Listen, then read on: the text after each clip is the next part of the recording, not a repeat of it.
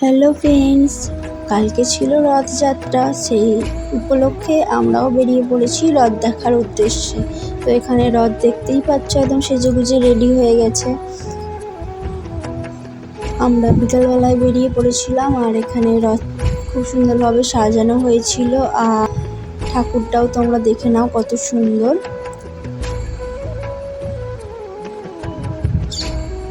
তো আমি যেহেতু বাপের বাড়ি ছিলাম, তাই আমি ফটিকগাছিতে রথ দেখতে গিয়েছিলাম।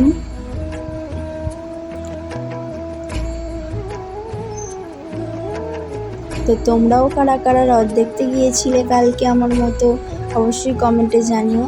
তো এখানে আমি দেখিয়ে দিলাম। তো রথের মেলা মানে জিলেপি, বাদাম এইসব।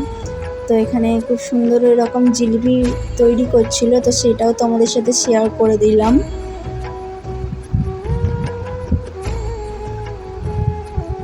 আর এইটাকে তোমরা কি বলো অবশ্যই কমেন্টে জানিও। আমরা তো জিভে গজা বলি।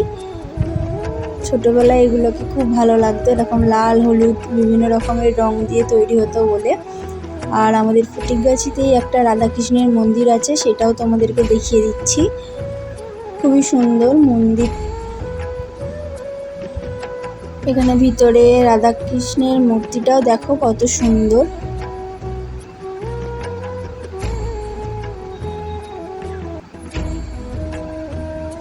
তোমরা কারা কারা এই মন্দিরে গেছো অবশ্যই আমাকে জানিও।